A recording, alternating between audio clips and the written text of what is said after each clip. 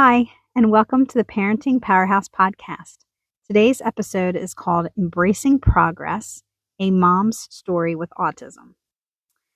I want you to join us as we delve into the heartfelt narrative of a mother navigating the unique challenges and triumphs of raising a child with autism. In this episode, we explore the remarkable journey of a now adult with autism, revealing a path that parallels the experiences of a typical child, just at a much slower pace. I am so happy and excited to introduce Cheryl Fortunato. I have known Cheryl for almost a decade as I have been teaching her son social communication skills. I just love this woman and just cherish her insight and journey. I think you will find her challenges and her triumphs so uplifting as they give us hope and clarity for our own journey raising a neurodiverse person.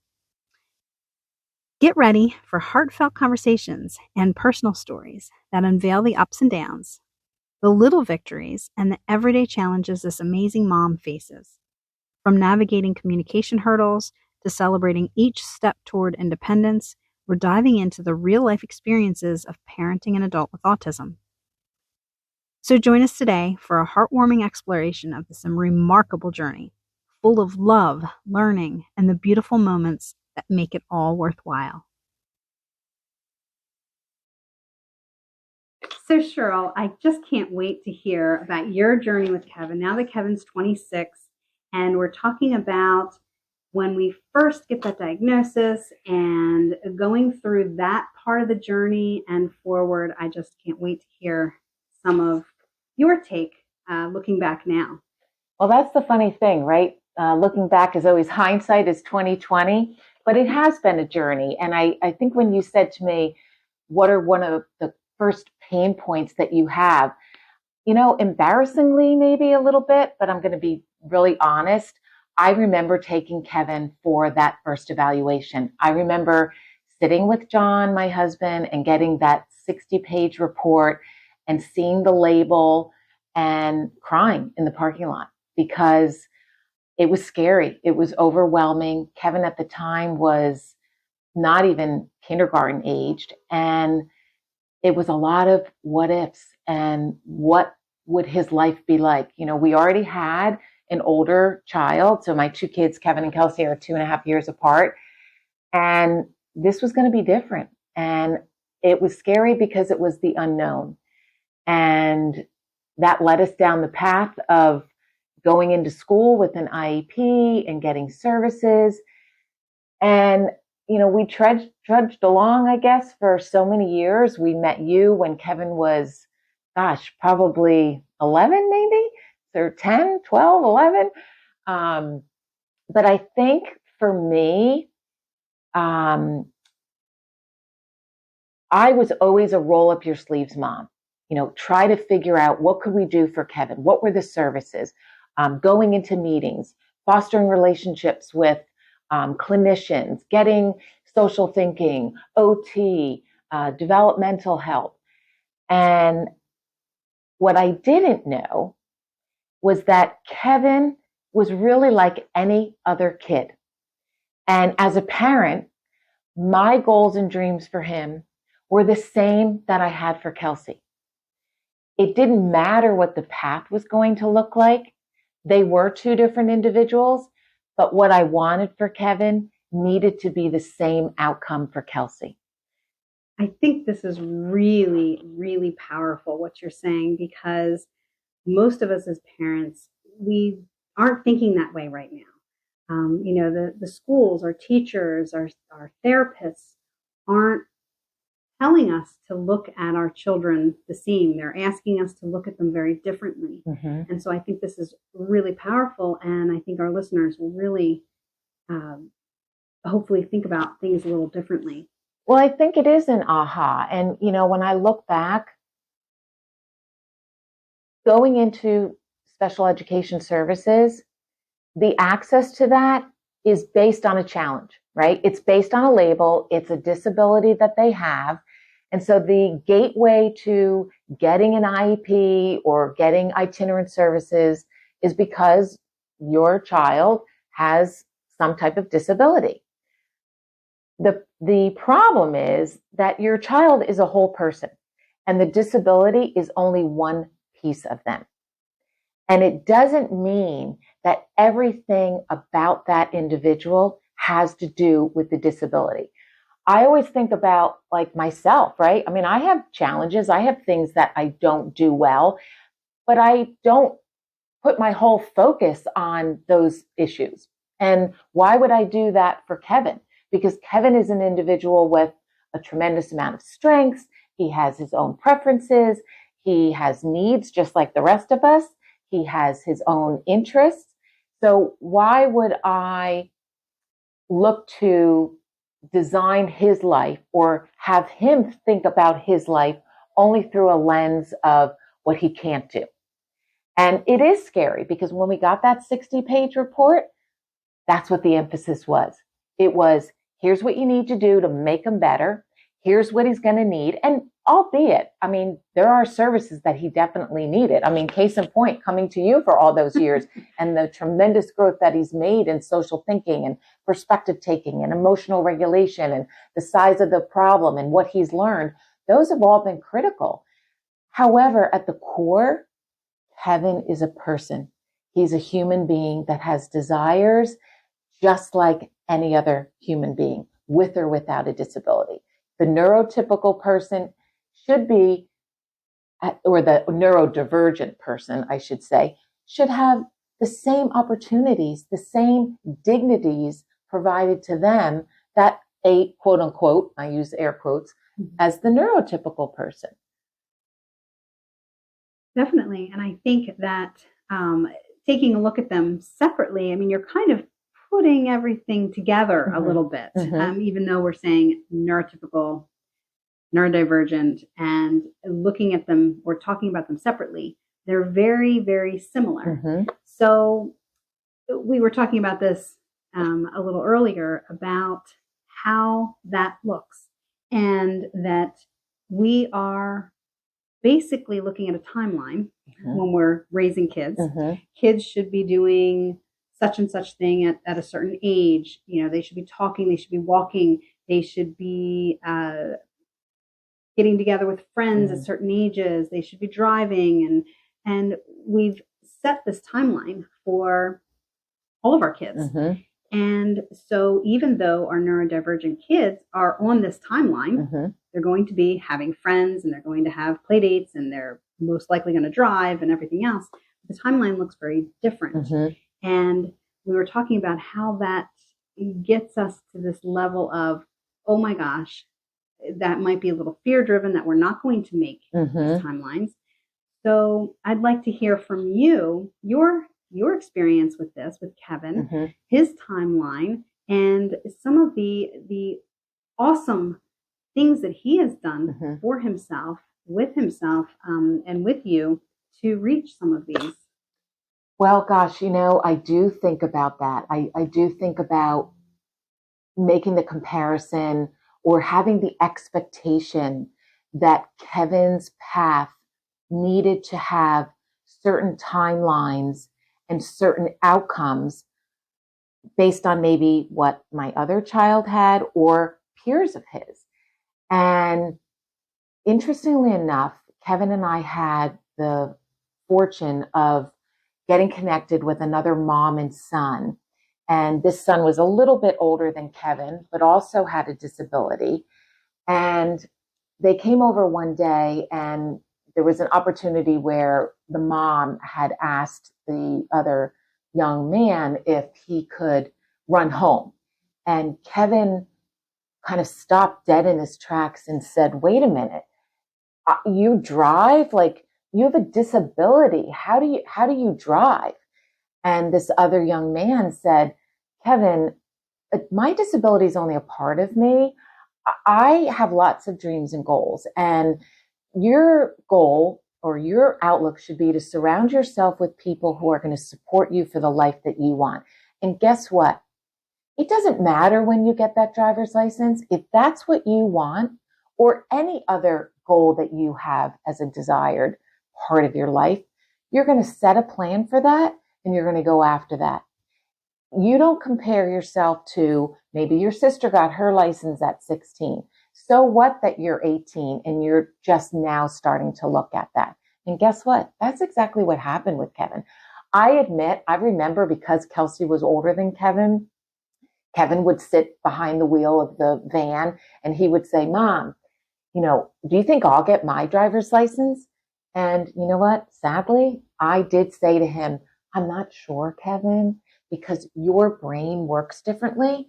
Because I was coming at it from a paradigm of the challenges that he had and the paradigm of, oh my gosh, you have a disability. I don't think you can get your license. Instead of shifting to a lens of a paradigm of, the world is at your fingertips. Go after what you want. We'll figure out how to get there. The path, the supports that you might need, because your brain does work differently, but we'll figure out how you need to learn to drive. And the timeline, it didn't matter. Today, at 26, Kevin's had his license since I think it was 18. And you know what? We took baby steps. We practiced a lot. We got extra supports, specifically with the driving. We got some private driving lessons for him. When he started out, he couldn't drive to Philadelphia Airport or to the Jersey Shore. But in the beginning, he had a tight little leash on. And then over time, as he became more comfortable, just like really any of us, as you become more comfortable with a new skill, he gained his confidence. And that is probably one of the biggest analogies and metaphors that we use for Kevin over and over again. Even at 26, if he's going to do something new and he has apprehension, reservation, Mom, do you think I can do this? I always go back to the driving. Kevin, when did you get your driver's license? Did it matter? No. Kevin, how long did you study to pass the permit? Oh my gosh, Mom, I spent hours, weeks on weeks. Did it matter? No. Kevin, how many hours of behind the wheel practice did you have? A lot more than Kelsey. Did it matter? No. So the bottom line is, if you want something, it doesn't matter that you have a disability, and it doesn't matter how long it might take.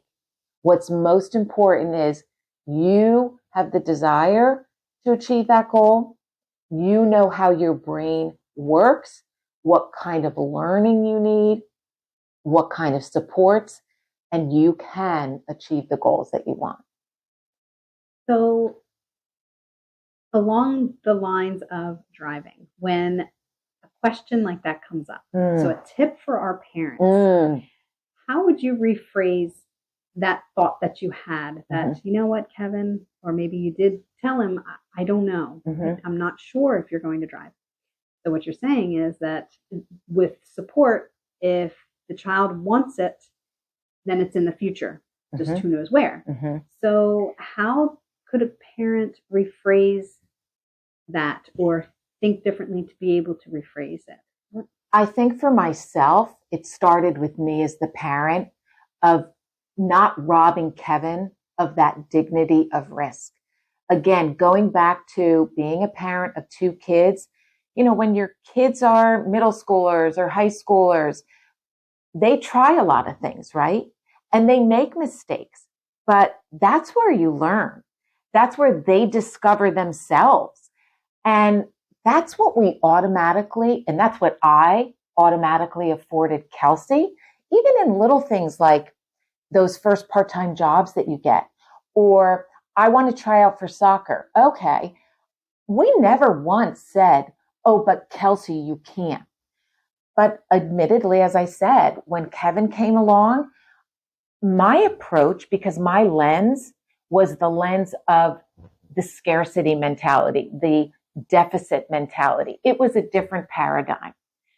So what I do differently now and what I wish I had known and started early on was looking at Kevin no differently than Kelsey, affording him the same opportunities, but recognizing that the timeline is going to be different.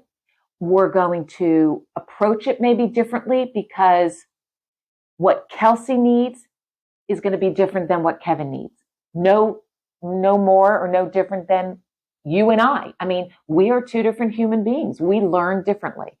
So I wish, like even today, Kevin will say, Mom, why did you say that to me? And I said, Kevin, because I didn't know any better.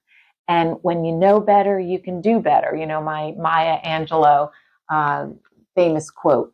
And so I think if I had to say to parents today, don't set the bar low.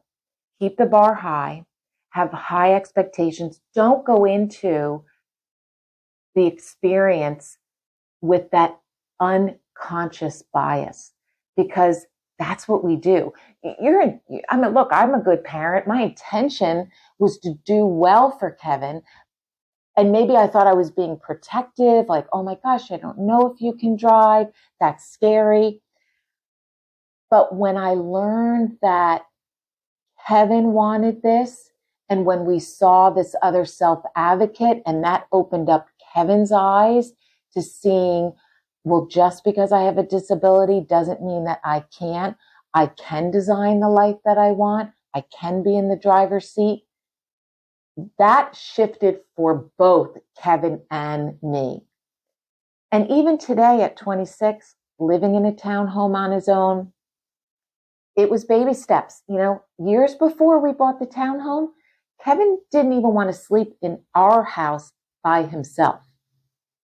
Fast forward 4 years later, here he is staying at his own townhome by himself. So it's the belief that you'll get there. Your path is going to look different. The timeline will look different, but don't close the doors of opportunity. Why shouldn't they be given the opportunity no different than someone else? Exactly. And I think this is just so important for parents to hear, because we do get caught up, in the disability. And I think that what's really important, something else that you said, is that Kevin had this aha moment when he met somebody like him. Mm-hmm. And, I believed this for years. And I know a lot of parents, and even in schools, they put kids together, pretty, well, depending, they sometimes do it homogeneously and sometimes heterogeneously. And when they do it heterogeneously, parents and the schools feel like, oh, well, these guys that need help or have challenges will learn from the others. Mm-hmm. And I've always thought that's not really the case, because it's just very different. But somebody that's more like them, if they can see themselves in somebody else, then they are going to look at that as a goal or something to shoot for, or wow, I can do that, or I want to take it one step further. And that's where I think it's really important that they find their tribe, so to speak, at least one or two other people that they feel comfortable, that they can see themselves in to a certain extent and learn. Absolutely. I mean, Chris is a couple years older than Kevin. We didn't have this aha moment conversation until Kevin had about 3.5 years left of his school programming. But I think what it would have done for me, if I had saw a Chris who was that many years ahead, look what he's able to do. When Kevin was recently diagnosed, I wouldn't have needed that crystal ball, because what it would have done for me was it would have given me the lens of Kevin. Everything about Kevin is good. It's just fostering opportunities to pull out the natural God-given talents and strengths that he has. The disability is one component.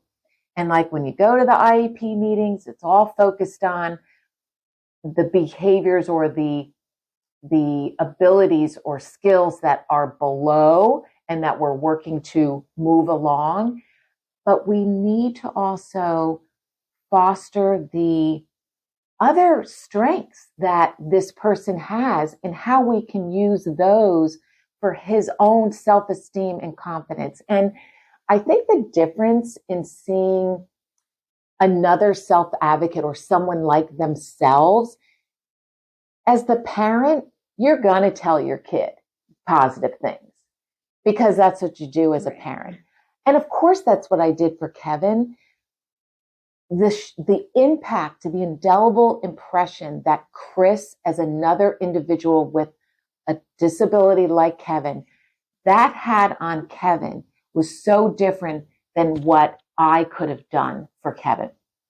And it also opened up my eyes as the parent to shift away from that protective, less than someone else, only focusing on the challenges. So that's my big takeaway, starting that early, finding mentors, even in the school systems, like older students that could come in and talk to the younger students and to show them like, look, this is what I'm doing. I mean, it's kind of like, if we think about Paralympics, right? And it's like, well, okay, I'm a double leg amputee, but I still want to perform as, a downhill skier. And what that does for a younger person that maybe is an up and coming athlete that is also a double amputee. Well, we need something like that for the neurodivergent community that says, yeah, my brain works similar to your brain, but here's what I've been able to do because I've learned about myself. I know what my strengths are. I know what my interests are. I know the kinds of supports that I need. And I'm going to live the life that I want. And that's what this Chris did for Kevin. And I would say to any parent, finding that early on. And what it did for me as a parent, it helped shift and looking at Kevin differently. This is great. All I can say, I can just sit here and think, oh my gosh, this is so much awesome information. It's the paradigm shift. It is the paradigm shift. And it's not easy. And this is going to be so hard. And that's okay because you know what? It's so hard for our kids. So you know what? Maybe we should be going through this journey with them instead of trying to get them to go on a journey by themselves is the way I'm kind of seeing, a lot of what's happening now. Yes. But it sounds like everything you're saying, it's like, get on this journey with them. Get on this bus, yes. Or get on this plane with them and just be there. I saw my role as an adult ally of shifting away from having to have all the answers, having to do it all for Kevin, and shifting to engaging Kevin, empowering him so that he felt like he was in the driver's seat, educating him on how his brain worked, why we were working on these skills. He soaked that up, even in the context of like emotional regulation, like he knew if he was having a really off day and having a meltdown over something that was so innocuous and certainly not in relationship to the size of the problem, but he couldn't understand why that was happening. And through work with you and social thinking and emotional regulation, it's like he feels free now. He feels like, oh my gosh, I understand how my brain works. And now I can put to practice these skills. Well, it's no different in all facets of life. Like giving him the sense of, you're going to get to design the life you want. I'm going to work with you. And I always say to Kevin, we're a team. And I talk singularly as the mom, and it's not to take John out of it, but I am more of the involved parent when it comes to rolling my sleeves up and learning those things and kind of mentoring Kevin and coaching Kevin. And that's where I took my role into more of a coach with him and helping to develop the skill in him, and then shifting away from being in the I'm in front, I'm leading the way, you're following me, to we're in a partnership here. We're buddies because you want to learn. I'm going to learn from you too. You know what? Because you're going to teach me things. You're going to shed some light that I can't appreciate because I don't have your brain. And I always say to Kevin, I've learned as much from you as you have learned from me. And then what's been so amazing is that I've slid away and I've become more in the background. I've become more of the supporter with Kevin being in the lead. Now, look, that didn't happen in a matter of a couple of months. That has taken years to cultivate. But the foundation had to start with me seeing my role as an adult ally, not having to do everything for him, to educating Kevin on how his brain worked and that he can design the life that he wants, and knowing himself, knowing who he is, what he loves to do, what's important to him. Where are those God-given talents that he has? How does he radiate out to other people? We all have those exceptionalities. Kevin had that. So how do I help uncover those for Kevin? How do I get those to shine? And then providing opportunities for practice, practice, practice. Because you're going to make mistakes, but the safety net's there. You're still living at home. You're not away from school. You're not out on your own. That's what I did with Kelsey, providing the opportunities. And then we could talk about it. What happened here? What did we learn from this? That's that self-reflection. That's where all that self-determination, which is really about designing your life, being a person of agency, saying, this is what I want. But Kevin need to learn all of that. And then I could partner with him and provide opportunities for practice at home.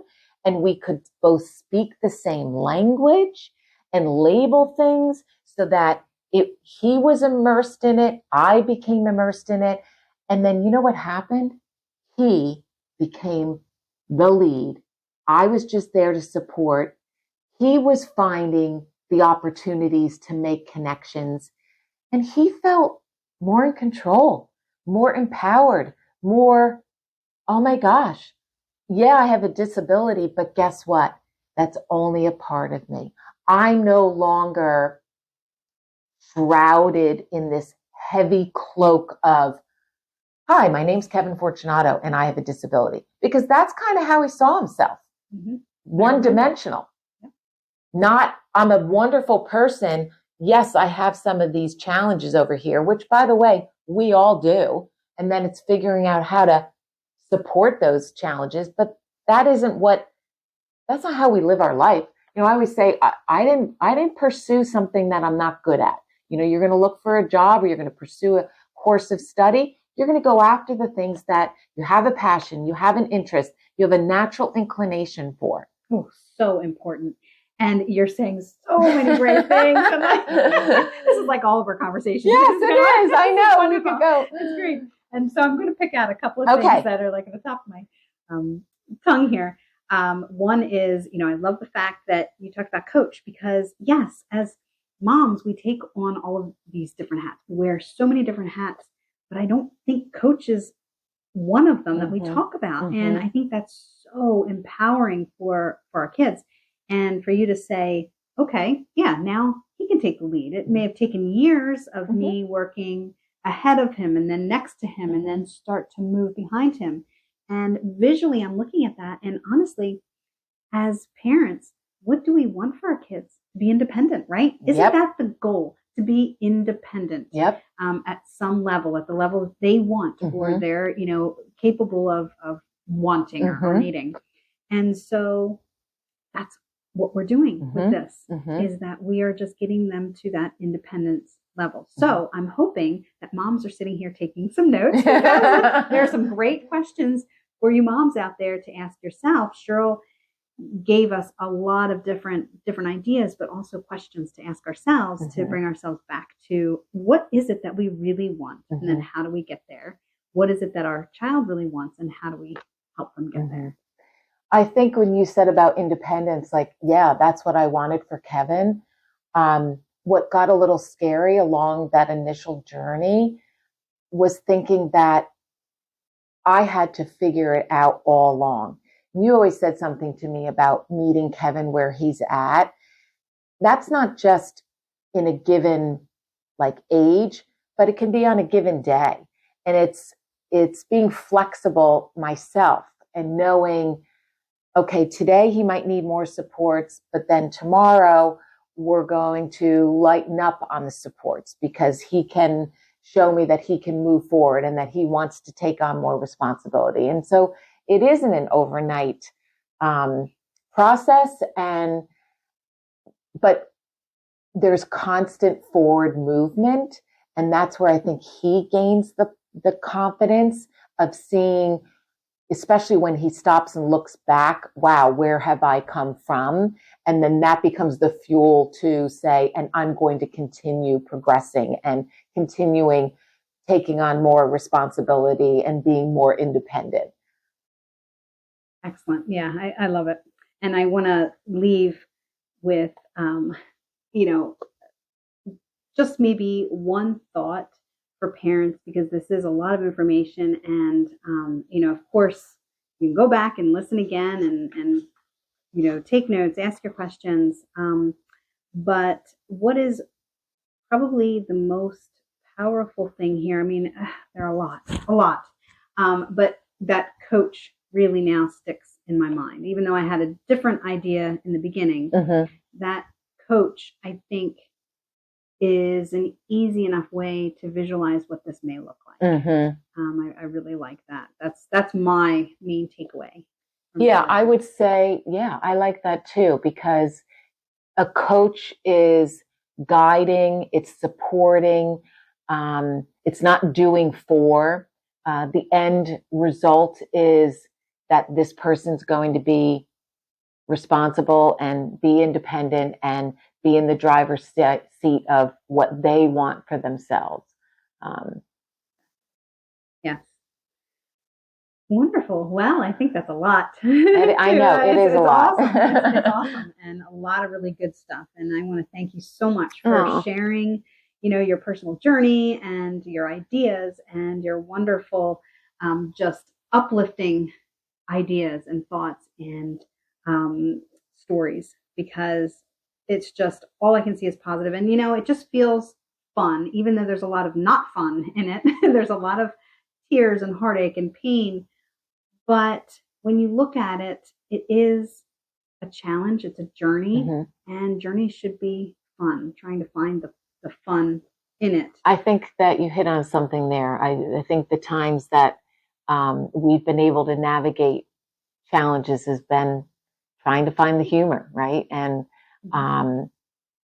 knowing that it's not anybody else's journey and there's no right or wrong path. It's what's best for that individual, and empowering them and giving them a sense of, belief in themselves that they can. And I think that's where it comes from, the coach approach, but also the mentorship and seeing it from someone else like themselves.